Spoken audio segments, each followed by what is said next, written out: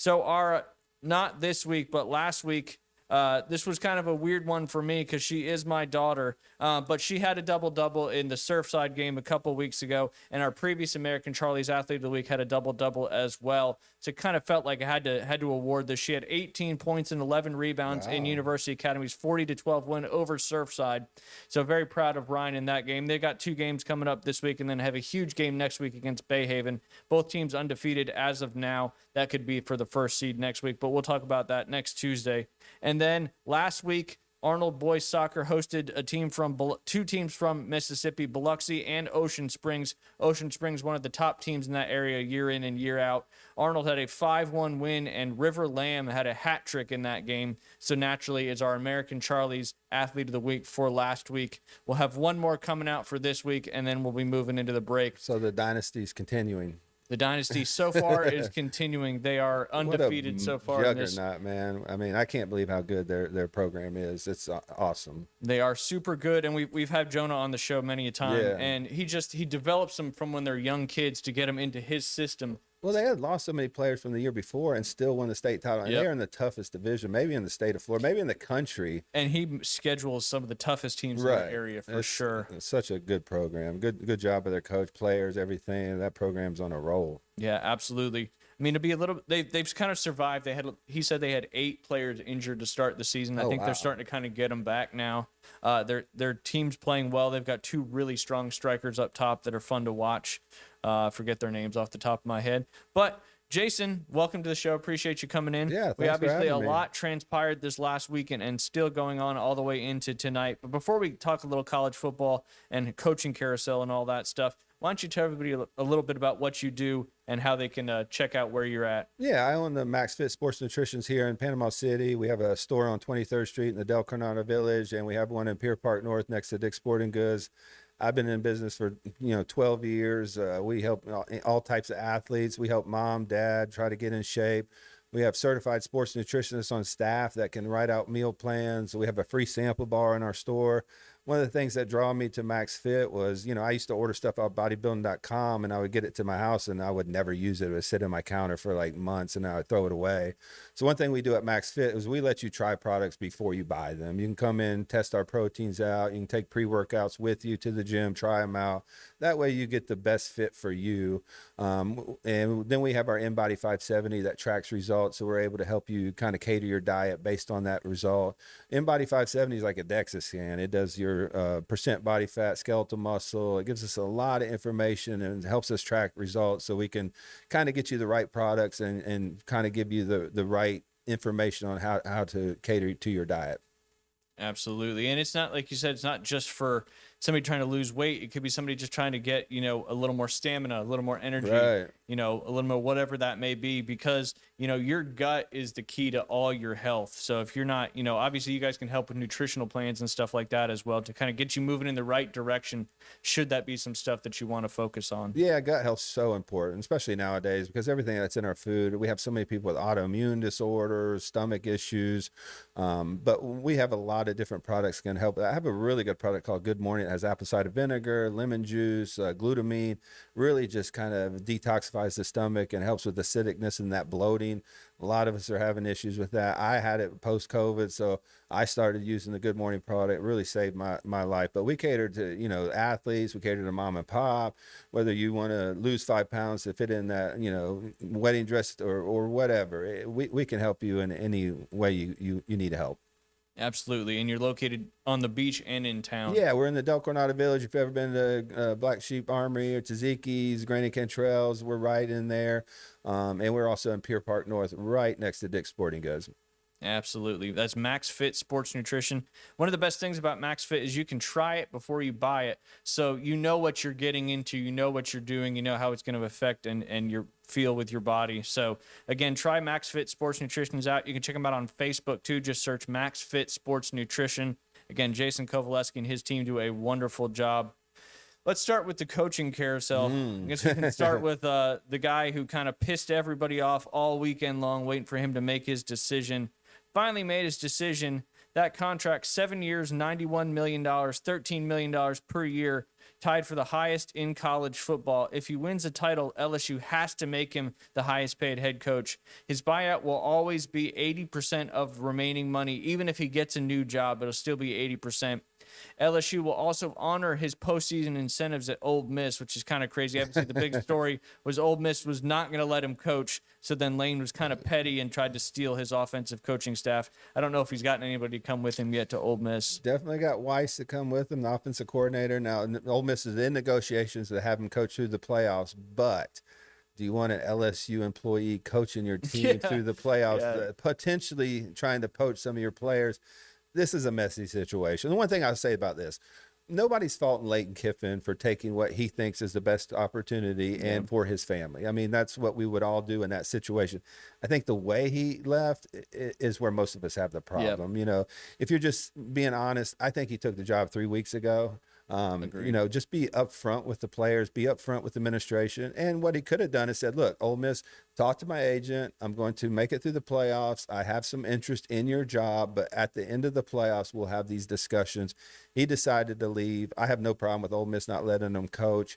I have a real problem with him kind of giving them an ultimatum that, hey, if you don't let me coach, I'm going to take the offensive staff. We're going to poach your players. Ole Miss gave him everything he needed. If you remember the way he left USC, Tennessee, he had some image issues. Nick Saban fired him for this exact same reason right before the Sugar Bowl, I believe, when they played Ohio State. Monster ego. My issue with this is Lane is all about Lane. And if LSU feels super confident about this, when that Alabama job opens, if it does, you're going to be Ole Miss. And there's going to be all these antics, all these things that go on. So just be careful what you wish for. I think he's a good fit for LSU. I think they're going to give him everything he needs, but the way he did it, it just leaves a little bit to be desired for me. Absolutely. And then Florida I think Florida got the guy they wanted, but I think they got the guy they wanted because Lane went to LSU, or I think the beginning of last week is when they stopped pursuing Lane, if I understood it correctly. I think Lane just ghosted him. I think I truly believe that an MOU, which is a memorandum of understanding that he was going to sign a contract, but you know, LSU came in, you know, offered him a little bit more money, offered him NIL. I think he felt more stable and secure that situation is a better, you know, fit to him to win a national championship. But when you're dealing with Lane, you really don't know what's going to happen from day to day. No, it changed from hour to hour. For sure. And I think he loved every minute of it. Oh, all I think the attention he got, everything being in the media. And I think the media certainly, like they do with everything, kind of made it a bigger story than maybe it really was. But LSU still paying Ed Orgeron and Brian Kelly. Lane may, you know, like you said, if Alabama opens up, Lane may become one of those. I think it was like $140 million or something like that they were paying or have paid coaches or will eventually pay coaches. I know Brian Kelly's got negotiated down a little bit. Right. But LSU just kind of – you think this is their hire? Obviously, when Brian Kelly was hired, that just seemed kind of weird. A northern coach coming down to the Bayou. Well, we talked about this a lot, and we just thought that wasn't a really good fit. You know what I'm saying? You know, hiring Brian Kelly. Brian Kelly's very abrasive, so he was not really loved at Notre Dame. They loved that he won, but there was a lot of assistant coaches that left. The culture thing is a big deal. And I just never saw that as a good fit. I think Lane fits that culture a little bit better. He's from the South. You know, his roots are based in the SEC, so he knows how to navigate that. My only problem is when you deal with situations the way Lane has, those coaches usually flame out and don't have the success at the top level because they're more about themselves than they are about winning. And I think he handled this poorly. I still think LSU is such a great job. I mean, Ed Orgeron won a national championship. The last three coaches that coached there won a national championship. They're going to give him everything he needs to win a national championship. Now, Lane hasn't won anything. To me, that's the thing is he's been at so many places, and like you said, he kind of got a good team and then kind of fizzled out. Like, I mean, who knows what Ole Miss is going to do in the playoff? Obviously, him not being there should have somewhat of an impact. I don't know how big of an impact, but you know, if they do win a game or two, Lane will get paid some money. I think if they win the title, Lane will get an extra $1 million from LSU, which is crazy that a school would pay a coach for another rival essentially's wins. Just crazy stuff there. Kind of going through the coaching carousel. James Madison, Bob Chesney, he's going to UCLA. That's a great hire for them. Absolutely. It really is, because UCLA is a dumpster fire. Let's be honest. I mean, when they moved to the Big Ten, they were not prepared to deal with the type of teams they were facing. I think that's a home run hire for them. A lot of people like Chesney. Some of the searches and some of the places where coaches landed that the fans are like, we wanted this guy, this guy. I think those are going to be the more impactful hires. I think, the Florida hire is going to be excellent. I know the fans are like, no, this is Billy Napier 2.0. No, it's not. No. This guy can coach. He can win. I think the Auburn hire was a tremendous hire. I think he's going to stabilize that program, bring some toughness to it, which they do play good defense, but I think his offensive acumen is going to be a little bit better than Hugh Freeze. I've never understood why Jackson Arnold got so much run when you had two quality quarterbacks behind him. At some point, you got to try something different. Yep. And that roster at Auburn, if you watch the Alabama game, is very close to Alabama, who's a playoff team. I believe they lost 7 one-score games this season. I mean, if you look at their roster, they're in the top 10. They had the most talent that they've had in several years. Their problem's been identifying and developing a quarterback. Yep. And if you develop that, and if Golish can come in there and do that, then he's going to be a home run hire. I mean, he's got, hopefully Deuce Knight stays there. I mean, obviously it was against Mercer, but the kid sure showed a lot of athletic ability. I mean, not just throwing, but obviously a running threat as well. We really haven't had a good quarterback. And I don't want to put Nick Marshall in the good quarterback category, but he was serviceable enough that he could win football games, and we just haven't had that, what feels like, in forever. They got some options there, which is what you need. You need competition at that position. You can't just hand the keys over to Jackson Arnold. That's what kind of got Hugh Freeze into trouble. He kind of ran with the guy. I don't know if it's an NIL contract or whatever, but he should have been pulled much further. And I think Hugh Freeze might still have the job if he wouldn't have sunk all his chips into the Jackson Arnold program. Because obviously when, I forget the kid's name now, the kid that came over from Stanford, but obviously when he came in, I think he was a little better passer than Arnold was, but he still had good threat on the ground. So he played well, man. He played well against Alabama, especially with not getting as much run. I mean, the Alabama game to me was a very evenly matched talent-wise. And when you look at the roster at Auburn, they're not far off. If they can retain that talent, I'm very interested to see what they're going to do with DJ Durkin, because I think he's like the stabilizing factor. He's the glue, so to speak, with the roster. And he can keep a lot of those guys there. A lot of those guys liked him. Their defense at some point in the season there were only one of 3 teams that didn't give up 20 points on the season. Obviously, in the Vanderbilt game, I believe it was, they gave up 30, but the first one. They had some of the best defense throughout the year. And if you can just add a quarterback that's competent with Coleman and Singleton and those guys, and maybe develop your offensive line a little bit better, but that's a very talented team. If they can keep things together, I think that turnaround is going to be much faster than people realize. Which will be great because we've been waiting for it for a long time. Right. Like we said, Bob Chesney, he was 20-4, 2 seasons at JMU. Obviously, JMU is playing Troy in the Sun Belt Championship. We'll talk about those a little bit later on. Hired by UCLA on December 1st. Like you said, good hire them for UCLA. Coastal Carolina hasn't hired anybody yet, but they fired Tim Beck. He was 20-18 in 3 seasons. I believe they went to a bowl game. I got some PTSD from Tim Beck. He was the offensive coordinator in 2015. Ohio State won the national championship in 2014. Tim Beck was our offensive coordinator, really wasted a lot of talent with Ezekiel Elliott and JT Barrett. I mean, it was a stacked team, and I never understood how he keeps getting hired overall some of these places. Because I believe he was at North Carolina State after you guys. Tulane. Everybody knows about that one. John Sumrall, he was 19-7 in 2 seasons, got Tulane on the cusp of potentially a college football playoff berth. We'll see if they end up getting in. They got their championship game coming up this weekend as well. Hired by Florida on November 30th. Good hire there for the Gators? I think so. The ones that the fans hate and are usually under the radar are the ones that work the best, because us as fans, we really don't know what's going on, you know what I'm saying? So he's a tough-minded coach. I think he's going to recruit well. I think he can develop the DJ Lagway if he stays. I think Florida's got some other issues other than coaching, because some of these coaches have been decent, but their administration's kind of a mess. Scott Strickland's been under fire. I mean, they don't have a president right now, so they need to get the rest of the foundation built up before we can really see a coach take off. But I think they made the right hire here. Outside of Lane Kiffin, who was their home run higher. Yeah. This was the next best I think they option. dodged a bullet potentially I there do because, too. like you said, if that Alabama job opens up, Lane's jumping ship immediately if he gets the offer. And even the Miami Dolphins, I know his dad coached in the NFL. He's been rumored to really want that Miami Dolphins job. Lane's just such a wild card. He can win you a national championship, or he could go 6-6 and leave you for the next job, or he can leave you hanging. And what he did with Ole Miss, in my opinion, was terrible. Ole Miss gave him everything he needed, all the money in NIL. That's not a huge NIL school. That's not a traditional power. Yep. And for him to troll him on the way out, 3 weeks out, and they were, posting pictures about how he was staying. His son was posting pictures of LSU headsets on and stuff like that. Stuff you're aware of. Yeah. And it left a really bad taste in my mouth. Now, he did the right thing for his family. I'll never fault anybody for taking that type of money. Yeah, it's and improving. life-changing. Absolutely. But the way he handled it, could have done it a little more professionally, so to speak. It just seems like he has not grown up since the things that's happened in the past. Yep.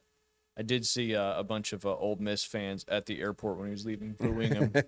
So obviously he's left a legacy there that might be a little more tainted now for the Ole Miss Rebel family. Obviously, we talked about Alex Gulesh. He's going to Auburn. He left South Florida with a 23-15 record in 3 seasons.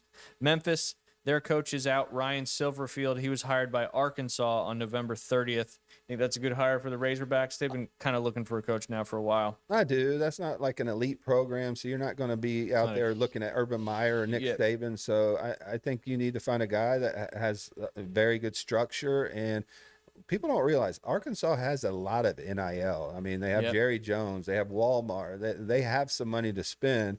They just need the right guy to be able to funnel those funds in the right direction. Yep, so, absolutely. Arkansas is never going to be a perennial top 5 team. So, you have to, look at each school and find out the expectations. But I think that's a really good hire for them. Jim Mora is out at UConn, former NFL coach there. He was just 27-23 in 4 seasons. Took a job at Colorado State on November 26th. So he'll be moving from UConn to Colorado State. North Texas, the Mean Green, is sitting on this potential college football playoff berth as well. In 3 seasons, Eric Morris was 21-15. He was hired by Oklahoma State on November 25th. Oklahoma State hasn't really been too relevant the last little while. Since Boone Pickens died. Yep. I don't know who's running that foundation, but they're not investing in football over there anymore. That's for sure. They were one of the worst Power 4 teams in the country, and Gundy's just didn't forget how to coach. But the name of the game nowadays in college football is NIL. How much money do we have? Can we buy these players? And it's sad because you take a lot of the other things that we all love about college football out of the equation, but it really is about NIL nowadays. For sure. Cal, even though they just upset SMU, I think. Justin Wilcox, he was 48-55 in 9 seasons. He was fired on November 23rd. Cal has not found a replacement yet. Obviously, Penn State, they fired James Franklin a while back on October 12th. He was 104-45 in 12 seasons and did enough to keep his job for a while, but never won the big game, never could get Penn. Obviously, they made it to the playoff last year with an underwhelming performance. Penn State has not found a replacement yet for James Franklin. This is going to sound crazy. I think they overreacted. I mean, look at the coaches and the programs that have hired new coaches. Penn State's always been a top 10 team. You know, they just made it to the semifinals of the college football playoffs last year. What guy out there is guaranteed to get you past that? I mean, I thought Florida State made a mistake by not hiring him. I think James Franklin didn't have the best NIL at Penn State. He didn't have as many boosters as Michigan, as Ohio State, as Oregon. But people wanted to play for him. They loved his personality. They played hard for him. He had some talented rosters. When you look at Abdul Carter, the Warren tight end kid, they've had some, Micah Parsons, Saquon Barkley. I mean, this guy can recruit. He can develop talent. Now, can he make and beat all top 5 teams? Obviously, he hasn't done that. But Florida State needs to get to that 8 to 10 win plateau before they can start thinking about national championships. And I thought that was a big miss for Florida State not to be able to go in there and hire him over Virginia Tech. And there has not been a coaching change at Florida State yet. Still got the same staff there. Norvell, I guess, was given the vote of confidence, for lack of a better term. And then got blown out by Florida. And then Who fired their coach for the same reasons. Yeah. Still wild that they haven't made a move yet. Maybe they just don't want to do that buyout because it's over $50 million, I think. I wish they'd just be honest with people. And we talked about this earlier. They just don't have the money. Let's be honest. I mean, they're paying other coaches that they've already fired. I mean, to pay him $50-some million and then go out and have to pay another coach $50-some million, they just don't have the money. Yep. Now, their women's soccer team is in the semifinals again in the national championship tournament. They're playing my team, I think. Are they playing Ohio State? Yeah, I think so. Yeah. I think so. In the they call it the College Cup. Yeah. They're either playing Ohio State or they just beat Ohio State. One of the two. Oh, they might have beat Ohio State. I haven't followed it too closely. I think they just beat Ohio State went on a run. I think they beat Notre Dame, who was the number 1 seed. Yeah. They beat a number 5 seed. So they were Florida playing State's kind of a perennial powerhouse in women's soccer too. So not surprising that they're on the cusp of making another national championship game. So all you Florida State fans that are bummed out about your football team, your other football team is doing real well on the girls' side. So it's not all doom and gloom there at FSU. I'm sure your baseball team will be good again too. Yeah. Oregon State, Trent Bay got fired on October 12th, and then UAB, Trent Dilfer got fired back on October 12th as well. Apparently that was a big day to get fired on. That was prior to that guy stabbing a couple of his teammates in the lunch line there before a game. That was some crazy stuff. Kentucky filled their opening with Will Stein.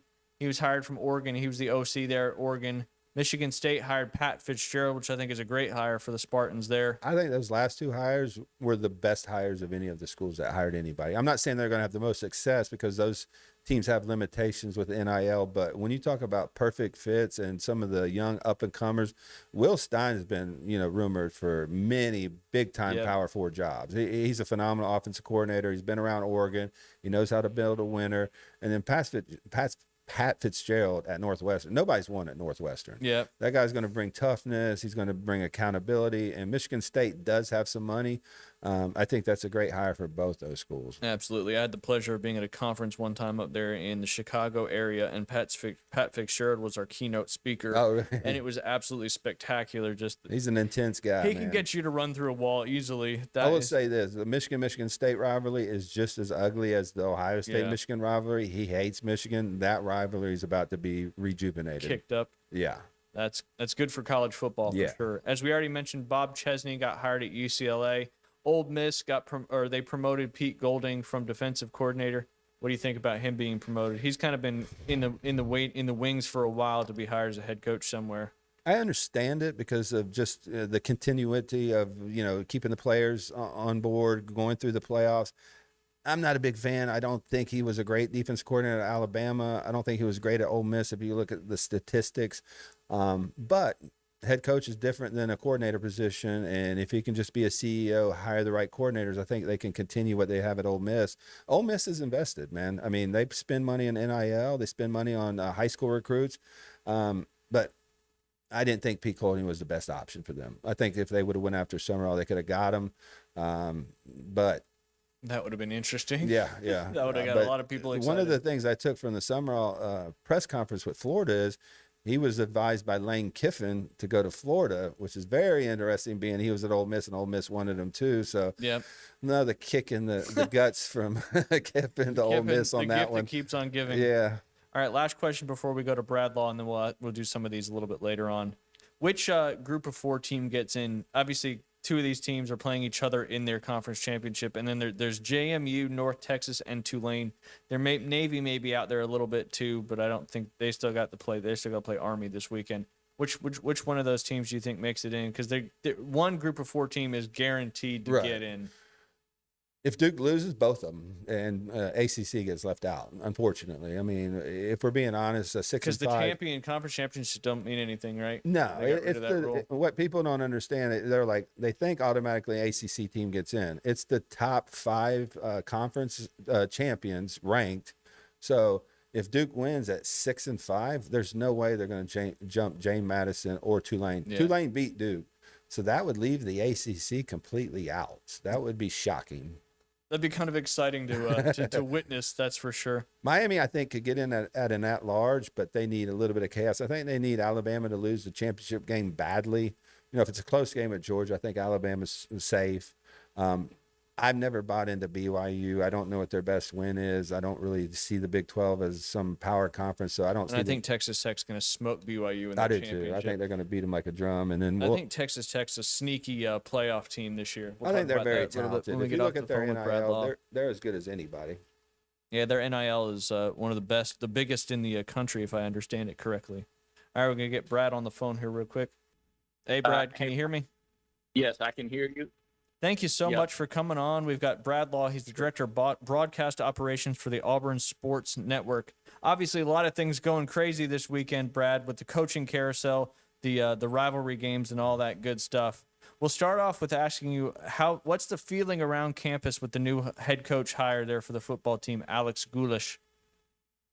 Yeah, Goulash is the guy. He is, he did great at South Florida. Obviously, taking a program that had won 4 games in 3 seasons, and immediately, turn them into a bowl team and a bowl winner back-to-back years, and then 9 wins in the regular season this year. And if he had stayed there, maybe a 10th in the bowl game. A guy who beat a couple of ranked teams this year in Boise State and Florida, who was ranked at the time. I remember watching. We were in Waco for the Baylor game, which was on a Friday night, and we watched USF and Boise the night before, and everybody was just, wow, that South Florida team is different. They're playing with an edge. They're playing with some moxie, some confidence that's not an aesthetic kind of confidence, but a real earned confidence. And I think that's what this program needed. Ryan, let's say you got your 10-speed bicycle and you're going to run on flat land for a little while at 1 speed on that bicycle, but you need a different setting to go up the mountain. And when Hugh Freeze took this job 3 years ago, they needed to play catch up on the recruiting trail. They needed to get to the base of the mountain. And he was the guy to do that. He recruited very well. He raised the talent level. But that same setting wouldn't work to win close games in the toughest conference in college football.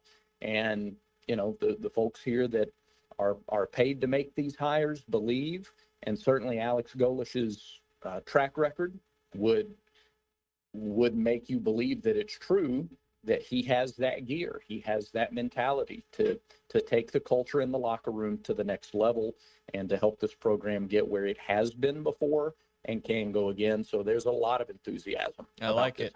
I like it. Yeah. We were talking earlier about the Iron Bowl prior to calling you, and Auburn seems like it has or has, if they can retain it, as much talent as they've had in a long, long time.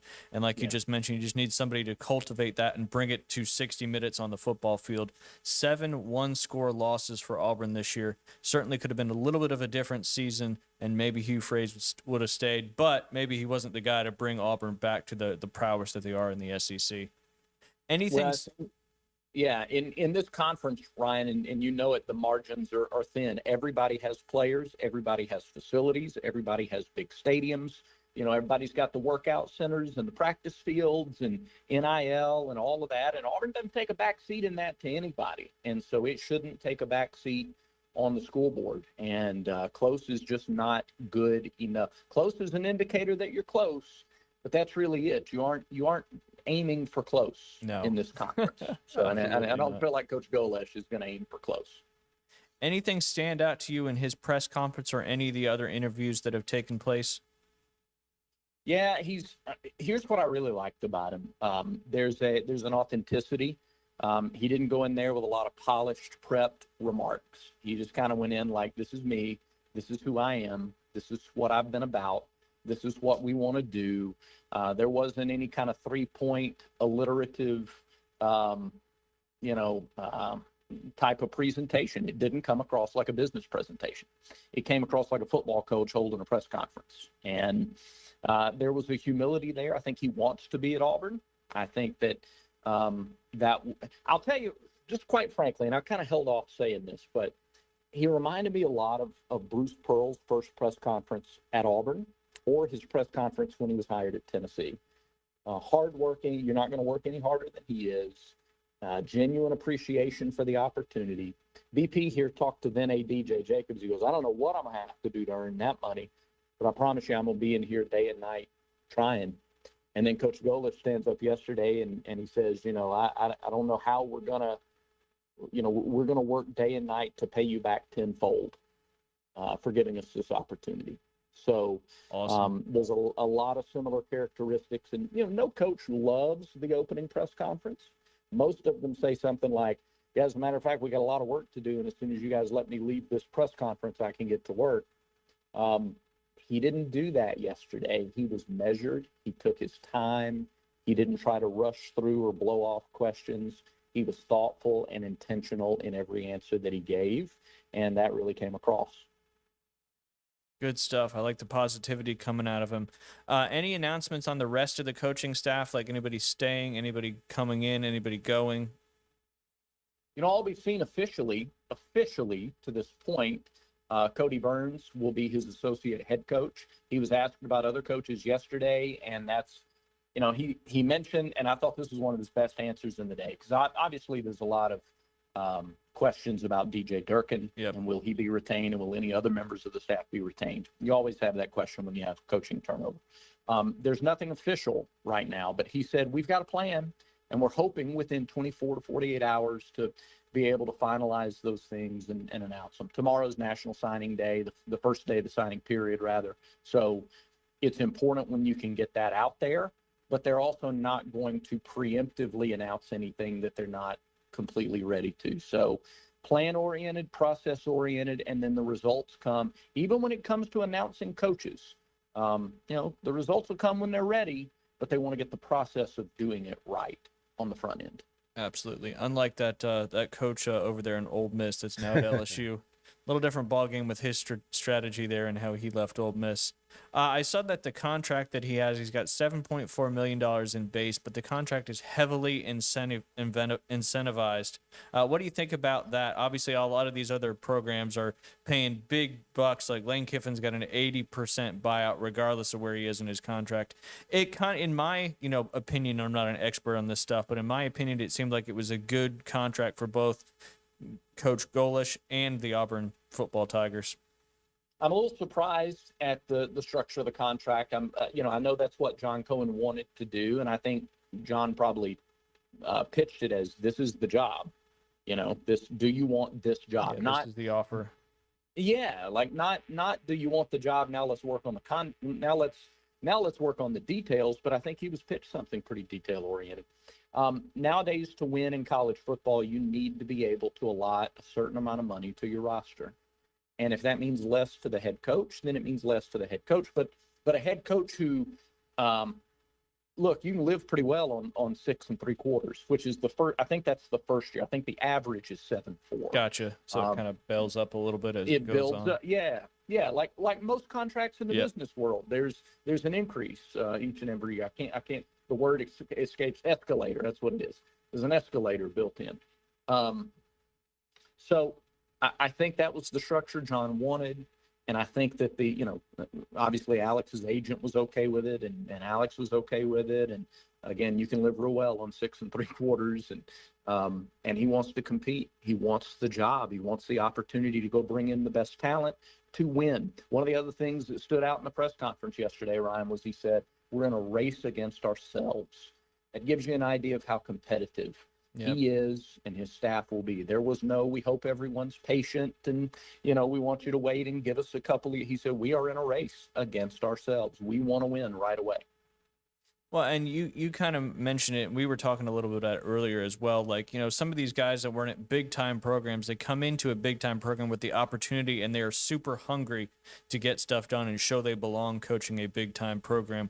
Where a guy like Hugh Freeze, who has been successful before and has all this money already, maybe they're not as motivated, quote-unquote, as a guy that comes from a South. I know I'm not knocking South Florida in any way. I'm just saying it's not an SEC. It's not a Big Ten. And, once you get into that world, it's a whole different ballgame. And these guys may be super hungry compared to another SEC coach going to another SEC school. So I think I really like a hire like this because of that factor as well. Yeah, there's no question about the hunger. And it's not a blind hunger. He knows what he's getting into. He's been in the SEC before. He put together one of the most prolific. I mean, you turn Hendon Hooker and Joe Milton into NFL-ready quarterbacks. I mean, they got a shot, and they did that because they played in his offense. And to learn from guys like Jim Tressel and Tim Beckman and Matt Campbell and Josh Heupel, it's a tree that has had a lot of branches. His mentorship tree has a lot of branches. It's not just from one pipeline.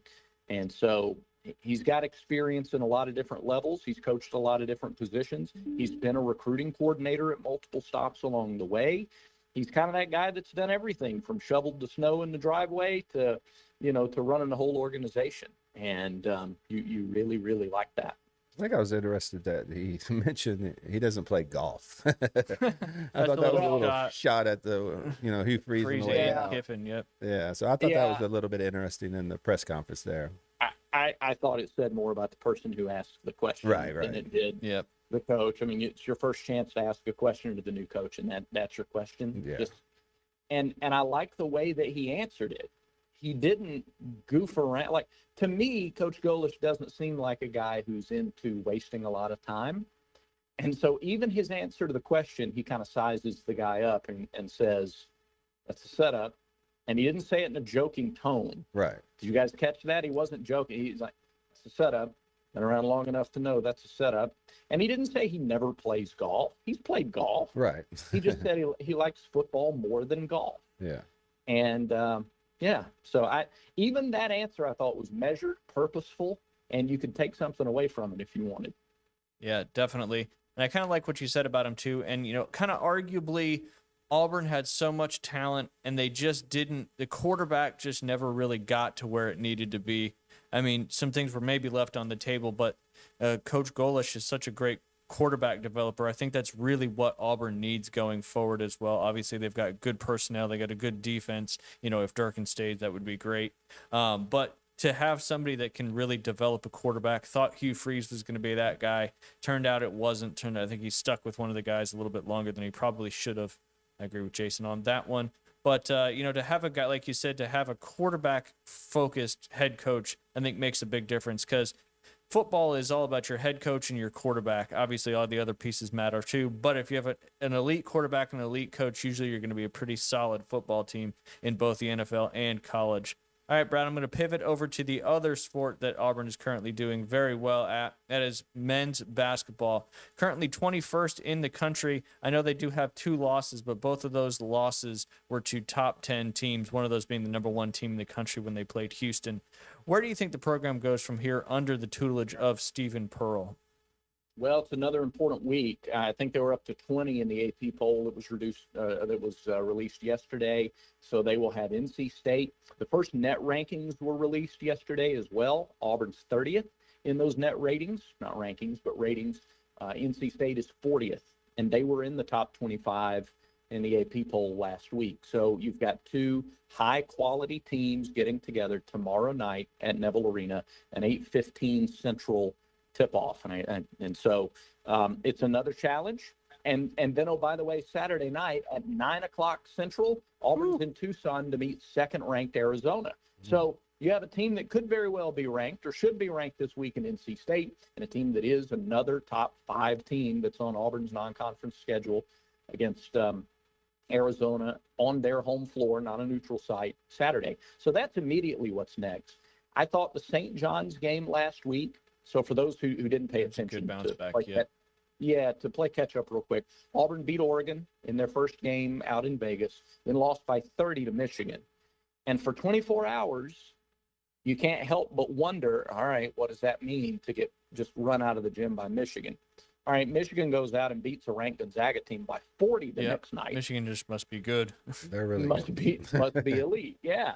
And so and Auburn falls behind St. John's, top 15 St. John's team, by 11 in the second half and comes back to win. So they had games against ranked teams that they lost.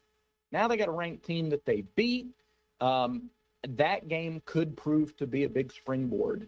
and we'll find out this week if it has been. But two more quality teams that continue to test you, continue to help you develop your identity, and we'll see what they do beyond this week. But I love that they come back from Vegas, 2-1 out in Vegas at the Players Area Festival, and then have two more ranked challenges this week. Their strength of schedule should be pretty high up there to one of the toughest in the country. That's for sure.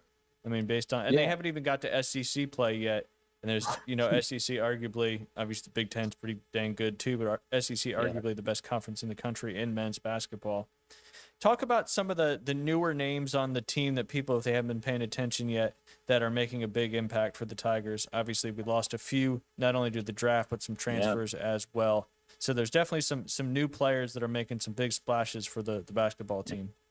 Yeah, Keyshawn Hall is the main guy, and he led UCF. He led the Big 12 in scoring last year as a player at UCF. So folks there may be, in that area, may be a little more familiar with him. He is currently averaging 21 points and nearly 9 rebounds per game. His rebounding was, up until Las Vegas, he was the only SEC player that was averaging a triple-double. I'm sorry, not a triple-double, a double-double. The only player in the SEC averaging a double-double. Those rebounds are down to 9 a game, but still very impressive, and really good free throw shooter as well, gets to the line a lot, and is a nearly 90% free throw shooter. Also has 2 assists per game. So a really complete player. Kevin Overton is a transfer from Texas Tech. He's averaging almost 10 points, 3 rebounds. He's also averaging a team best nearly 2 steals per game. And a guy that I really like, a couple of other guys, Sebastian Williams-Adams, kind of a stretch 4. He is young. He's a true freshman, but he's getting better, and you can see his raw talent every time on the floor. And then Elijah Freeman, who's coming up from Division II. He doesn't know how good he is yet, but he's got a Chuma Okeke type element to his game. He's long, he can slash, he can shoot, he can play defense, he's bouncy. So, yeah, those are new players that are still, against all these really quality opponents, they're still trying to find their own way individually and collectively as a unit. And I'm sure Coach Pearl, Stephen Pearl, will get them all moving in the right direction as the season continues. Well, Brad, I appreciate you jumping on my podcast. I know you're a busy guy, so I appreciate you making some time for me, and hope we can do it again soon sometime in the future. Always a pleasure, Ryan, and appreciate you having us. Have a great rest of the week. Absolutely. You too. War Eagle. War Eagle. All right. Take care, Brad. Bye. Some good insight there from Brad. As always, I've known Brad for a little while now. He used to do him on the radio. Now he's that was our first time we've had him on the podcast. It seemed like a good day to get him on the podcast with the new hire there for the football team, and of course everything going on in basketball as well. We talk about a brutal schedule, though. I mean, yeah. You look at that Michigan game and you're thinking, okay, maybe Pearl's not the guy, maybe he's not his dad, and then they go out and beat Gonzaga by 40. I think they beat another team by 35 early in the year. You're like, yep, they're the real deal. And they're the hottest team now. I don't want to crown them national champions or think they're the best team, because there's a lot of good teams out there and things are going to play out, but they have a stacked roster there. They really do. And I think Auburn's the type of team, because they're trying to mesh together, trying to figure each other out with a new coach, that by the end of the year, that's a team you don't want to play. Mm-hmm. For sure. Super talented. I mean, with Pearl, he knows basketball. He's going to be able to, bring those guys together. I think by the end of the year, they're going to be a top 10, top 15 team. Absolutely. I agree. Yeah. I mean, Steven obviously spent all that time with his dad coaching. He was on the bench with him. I mean, he's not Bruce, but he's probably as close as you can be to Bruce Pearl as anybody else in the country. Yeah. So I think he's doing a great job so far. And his dad was like, all right, I'm going to schedule this schedule, and I'm going to hand it off to you. Good luck, son. Right. That's a typical dad move there. Right. That's for sure. All right, let's talk a little college football playoff. Obviously, the next rankings come out this evening, and then conference championships games go down this weekend, and then we'll have the final college football playoff rankings already. We're there already, which is pretty crazy. Yeah, it's flown by. I don't think there's any doubt on who's first and second, because that hasn't changed in several weeks. My only hang-up was number 3, whether to go with Bama or Georgia. Obviously, I'm going to take these off, too. Yeah.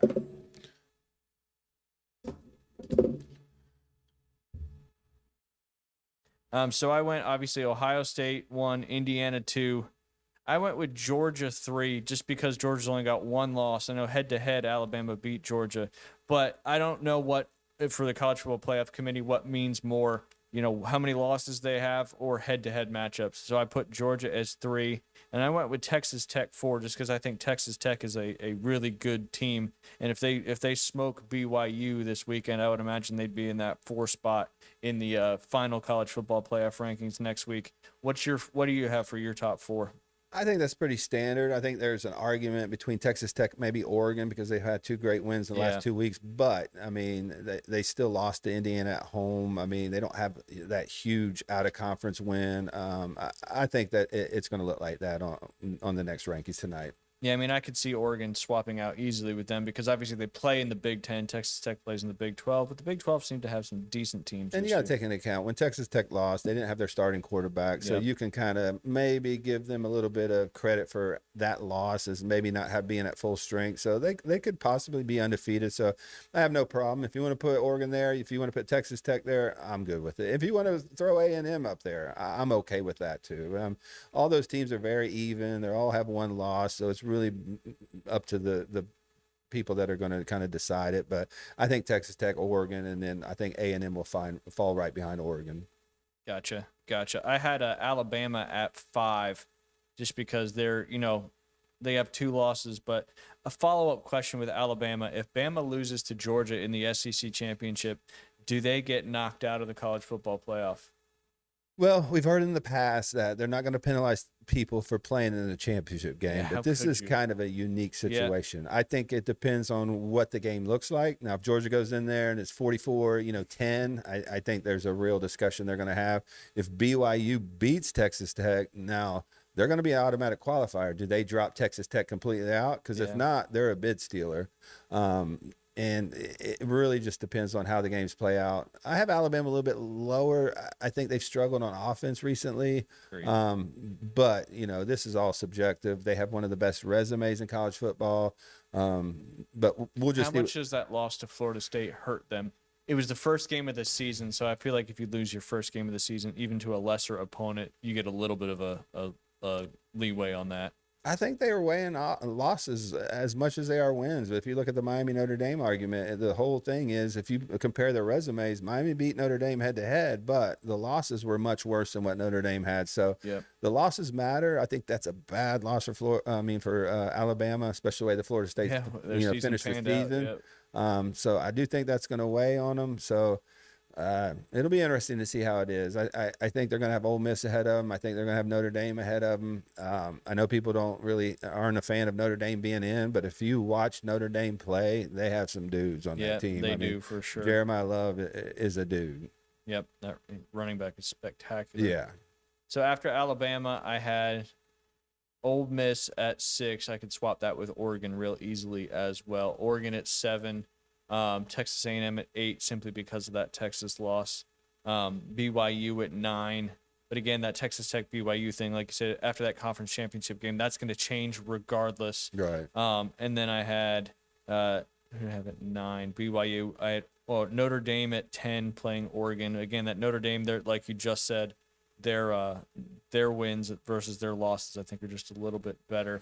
Whatever we think about them, the committee likes them. Yeah. Whatever they're looking at, and I can agree. I'll be honest. There's 2 teams I would not want to play in the first round. One of them's Notre Dame, one of them's Miami, and I think those are the most controversial teams in all of this when you're looking at discussions between other teams. But when I look at them, their offensive lines, defensive lines, their running games, I would not want to play either one of them in the first round. And it's no guarantee that both of them get in. So, but we'll see. So does Texas deserve to be in? I mean, they had 3 top 10 wins at the time, but like you said, losses seem to matter more than wins. So does Texas indeed deserve to be in? I think they're one of the top 12 teams, but if you ask me if they're getting in, I'll say absolutely not. I think the Florida loss is going to be the anchor that's going to drag them out of the playoffs. I agree with Sark. If they don't schedule Ohio State and let's say they play like a Southeast Louisiana State or something and they blow them out and they only have 2 losses, they're automatically in. With the wins they've had, I think they have 2, maybe 3 top 10 wins now with Vanderbilt kind of moving up. when you look at that resume, they deserve to be in, but I just see zero chance they get in now. With 3 losses. Yep. I think that 3 And it's number. the Florida loss. Yep. I know they want to blame it on the Ohio State loss. That's not the reason they're going to be left out. It would be the Florida loss if they do. Absolutely. Does Vandy deserve to be in? I know that right now in AP they're kind of on the outside looking in. But, I mean, they've had a very tough strength of schedule. They've won some big games, and obviously they went into Rocky Top this past weekend and got the dub. I was ready to pour dirt on their, casket and say no way. But when they went in and handled the way Tennessee did, and they did play Alabama tough, even though the score didn't really indicate that. I think they're a really good team. I think the problem is we have so many 10-2 teams that are bunched up. So many 10-2 Somebody that deserves to be in is going to get left out. Absolutely. And it might be Miami. The only problem I really have with a team that I don't really think deserves it is I don't really buy into the BYU hype. Like, I don't know what their best win is. They got blown out by Texas Tech. Obviously, if they win their conference championship, they're in. I just don't see how they're ahead of like Miami or some of these teams that they're ranked ahead of. Yeah, the only team that they beat that was ranked in the top 25 was Utah, and that wasn't even that handedly. It was 24-21 about 3-4 weeks ago. Right. But, I mean, it'd probably be a fun conference championship game to watch because it's going to be a shootout, the old high-powered run-and-gun type offenses for BYU and Texas Tech. Certainly a lot of fun.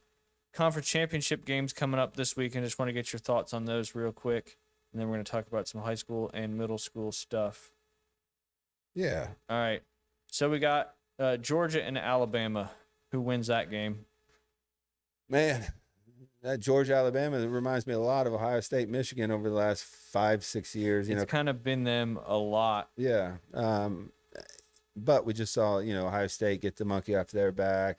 I think Georgia's the better football team right now. I do think Alabama, without their running back, they've been struggling to run the football. I think Georgia's defense is playing a lot better. They're blitzing a lot more. I think Stockton's one of the most underrated players in the country. If you look at his stats, the dude's played phenomenal. I think Georgia's a physical team.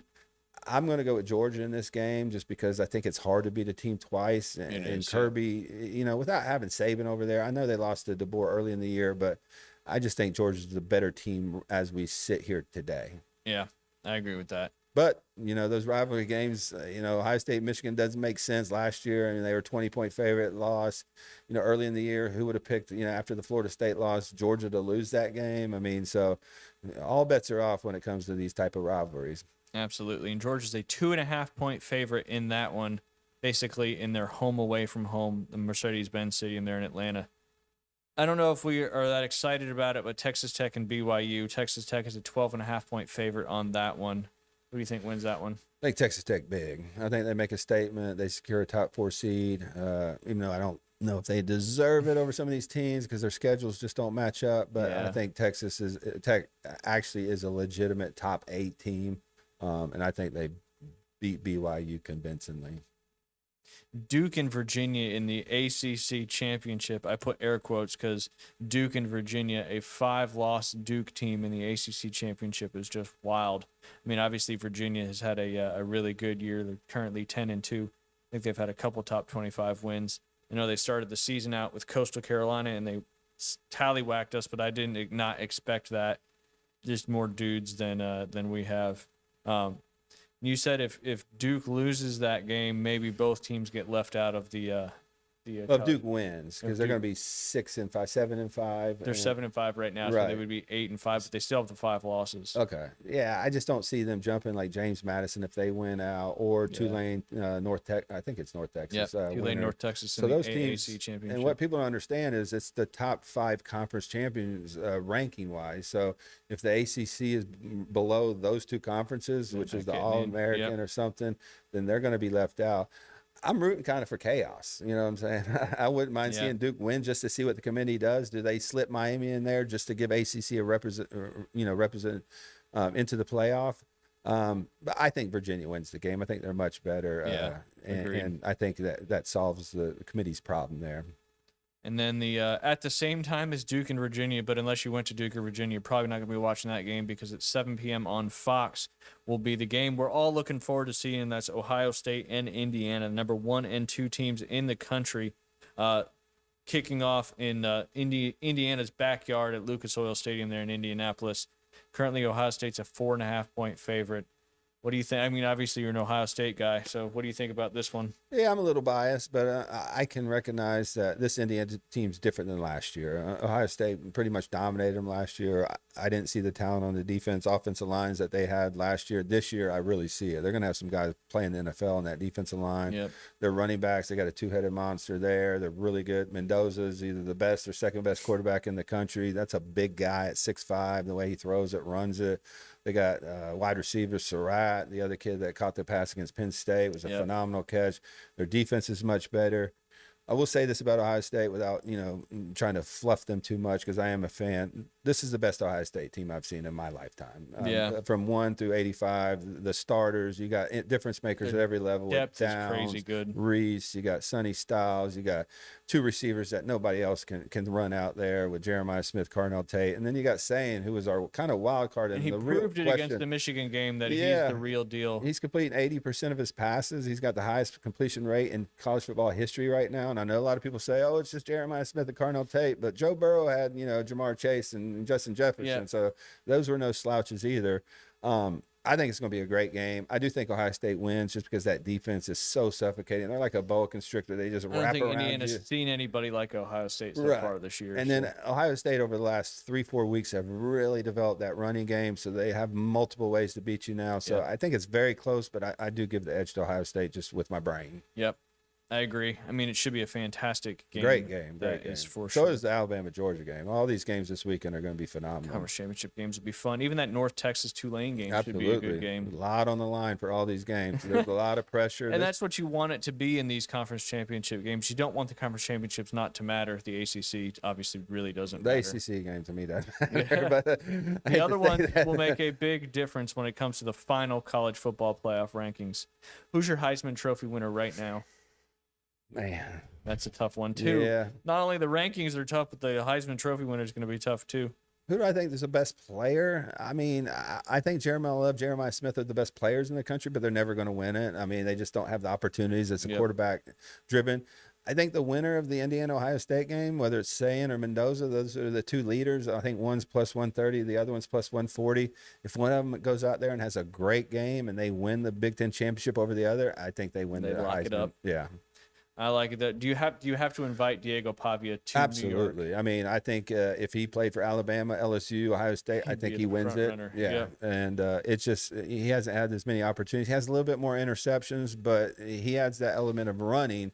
And if you watch the Tennessee game, I think he ran for 150 in that game. And he single-handedly, put Vanderbilt in the driver's seat. If you're talking about the most valuable player to your team, I think Pavia wins it. Now, if you're talking about the best player, that's where the award kind of gets a little muddy. Right. It's kind of like the NFL. The MVP is always a quarterback. The Offensive Player of the Year is always a running back. Right. And the Heisman Trophy seems to be a quarterback award at this point. But, you got the running back from Notre Dame. He's in the mix, too. Pavia's in the mix, Sayin, Mendoza. It'll be fun to see how that all shakes out, too.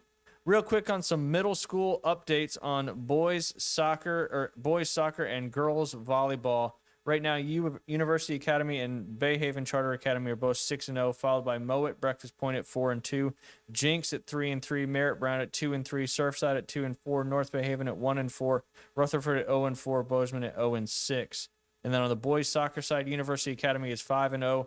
They beat Surfside last week to not have that loss. Surfside is 5-1, Breakfast Point 4-1, Tyndall Academy having a pretty good season at 3-4-1. Mowat at 3-2, North Bayhaven at 3-2, Bayhaven Charter Academy at 2-4, Rutherford, Palm Bay, Merritt Brown, and Jinx round out the rest of that. We've got some games coming up this afternoon that will matter for sure. North Bayhaven at Surfside. This is boys soccer. Mowat at University Academy. Mowat versus University Academy. Merritt Brown at Tyndall Academy. Jinx versus Rutherford. Bayhaven versus Breakfast Point, and Palm Bay has a bye this particular Tuesday game. And then on the girls' side of things, on the girls' basketball side of things, You got Bozeman at Surfside, Breakfast Point Academy versus Bayhaven, Merritt Brown versus Jinx, Mowat versus Rutherford, and North Bayhaven versus University Academy.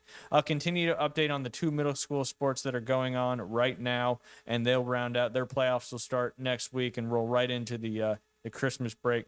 Jason, one more time, you want to tell everybody, about Max Fit Sports Nutrition, how they can find you and Yeah, what we you guys got offer? 2 great locations, one on 23rd Street in Adult Coronado Village. We got our free sample bar, so you can come down, try products before you buy them. I know I hated going to a nutrition store and, the sales clerk would be like, hey, you need this, and I get it to the house and I never use it. I would stick it in the closet and it would be sitting there and it was a waste of money. So if you ever want to come down, try our pre-workouts, proteins, amino acids. We got some really good stuff for gut health. We do sell peptides for healing. The BPC 157s are really popular.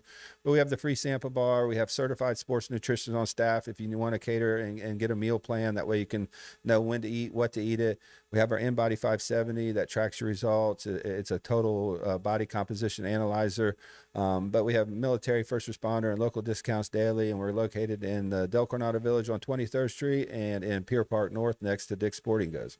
Try it before you buy it. That's Yeah. Max Fit Sports Nutrition. Appreciate y'all tuning in to episode 28 with Jason Kovaleski and Brad Law from the Auburn Sports Network. We'll be back on Thursday. Y'all have a great rest of your Tuesday, and we'll see you in a couple days.